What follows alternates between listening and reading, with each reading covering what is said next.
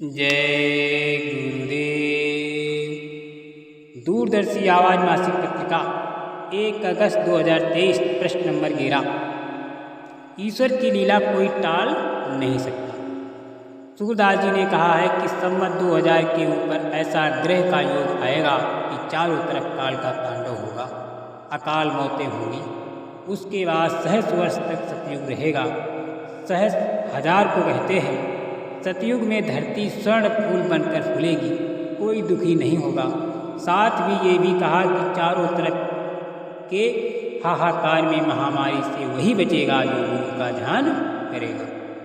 पूरे दावे के साथ सूरदास ने कहा कि ईश्वर की ये लीला कोई टाल नहीं सकता।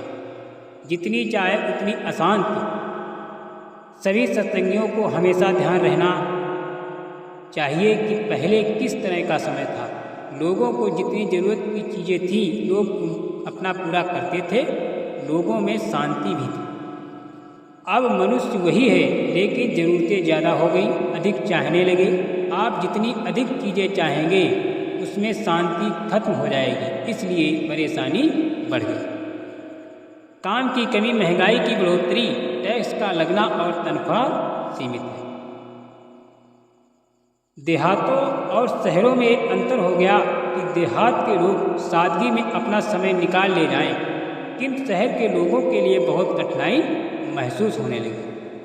पहले लोग सादगी के साथ साथ अपना भगवत भजन जो भी करते थे करते रहते थे।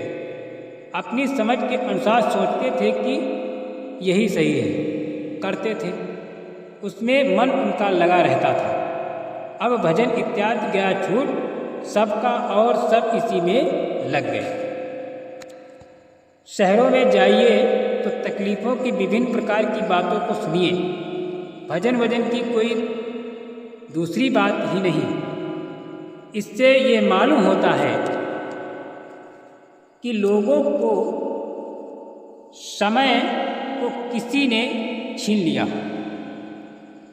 लोगों के समय को किसी ने छीन लिया हो। जबरदस्ती करके माया आपको फंसा देगी और आपकी समझ में कुछ नहीं आएगा। मुक्ति के लिए मार, परेशानियां ज़्यादा बढ़ गई, भगवत भजन में कमी आ गई। किसी तीर्थ में जाकर नहा लिया, बस एक ही उनका लक्ष्य हो गया। ये सोचा कि शायद हो सकता है कि कहीं अयोध्या में, मथुरा में, प्रयाग में मुक्ति पड़ी हो तो उसे उठा लेंगे, शायद कहीं मुक्ति मिल जाए। अगर मुक्ति एक बार मिल गई होती तो दोबारा क्यों जाते। मुक्ति तो मिल गई, लेकिन उसमें भी लड़ाई झगड़ा कि हम पहले नहाएंगे। जब साधुओं में आपस में मुक्ति के लिए मार हो रही है और साधुओं को ही मुक्ति नहीं मिल रही है, तो मुक्ति के लिए लड़ रहे हैं, तो आपको कैसे मुक्ति मिलेगी। उनके पास है ही क्या, वो तो खुद ही मार कर रहे हैं मुक्ति के लिए। जब उनके पास ही नहीं है तो आपको क्या देंगे। लेकिन ये समझते नहीं। मनुष्य मंदिर ही भजन पूजा का स्थान है।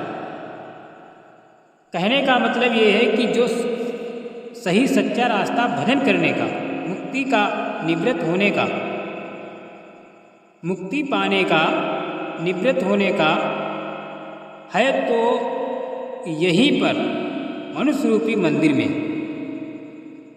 ये ठीक है कि यहाँ से 5 कदम किसी स्थान पर जाकर बैठ गए और भजन कर लिया, वो तो बात अलग है। लेकिन मनुष्य मंदिर में ही भजन पूजा का स्थान है। उसको छोड़कर इधर उधर भटकते हो तो मिलने वाला कुछ नहीं। जन्मत मरत दुसा दुख हुई। महात्माओं ने कहा कि जिस वक्त माता के पेट में ये देह माता के रक्त और पिता के वीर से मिश्रण से पकती है, तब 3 महीने जठराग्नि की ताप यानी गर्मी से पकती है। ये जीव एक करवट में बुत के समान पड़ा रहता है। जो देह में हड्डियां हैं वे पिता के वीर से बनती हैं। हड्डियों के 1600 जोड़ हैं। जब 3 महीने ये करवट में पड़ा रहता है तब वे पकते हैं, तभी मजबूत हड्डियां बन सकती हैं। जठराग्नि का ताप निरंतर बना रहता है। उस वक्त जो तकलीफ़ और दुख होता है उसे बयान नहीं किया जा सकता। पर उस जगह पर एक दया भी पहुँचती है। जीव पर क्षण मालिक को याद करता रहता है और कहता है कि बचा लो, मैं आपकी शरण में हूँ, मेरा कोई नहीं है। उस वक्त पक्का भरोसा मालिक पर होता है। नाम अथवा शब्द के प्रताप से कोई दुख तकलीफ नहीं होने पाती और जीव बर्दाश्त कर लेता। मिटाने वाले मिट गए, मिटाने वाले मिट गए, युग बदलते रहे, समय का उतार चढ़ाव होता रहा, विचार बदलते रहे, बोलचाल बदलती रही, पर खुदा की बात जहाँ पहले थी वहीं अब भी रही और आगे भी रहेगी। खुदा परमात्मा था और वो रहेगा। उसको पाने वाले पीर पैगंबर फकीर औलिया संत महात्मा थे, हैं और रहेंगे। परमात्मा जीते जी जिसको मिला, पहले भी मिला था, अब भी मिलता है और आगे भी मिलेगा। गुरु की मुर्शिद की ज़रूरत पहले भी इंसानों को थी, अब भी है और आगे भी रहेगी। खुदा और परमात्मा का वजूद अस्तित्व न कभी कोई मिटा सका है, न अब मिटा सकता है और न आगे कोई मिटा सकेगा, बल्कि इसके विपरीत उसको मिटाने वाले खुद मिट गए, मिट रहे हैं और आगे भी मिट जाएंगे। ये ईश्वरीय कानून न कभी बदला है, न बदल सकता है, न बदलेगा और न बदल पाएगा। मन सेवा से शुद्ध होगा। पुराने सत्संगी जो जिम्मेदार स्थान पर कार्य सेवा का कर रहे हैं, उनको नम्र होकर नमन से सेवा करनी चाहिए, अहंकार से नहीं।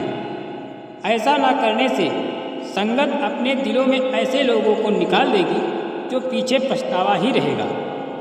दीनता सब लोग धारण करो, मर्यादा में रहो, सेवा भाव की माला गले में निरंतर लटकाए रहो। इस तन से सेवा की आकांक्षा निरंतर करते रहो।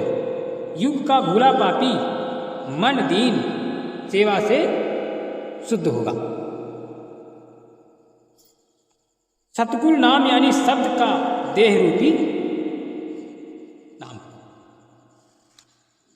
जब नीचे ब्रह्मांडों की रचना हुई, अनामी पुरुष की कला अविगत काल से अनामी लोक की नकल बनाकर अनामी स्वरूप धारण किया।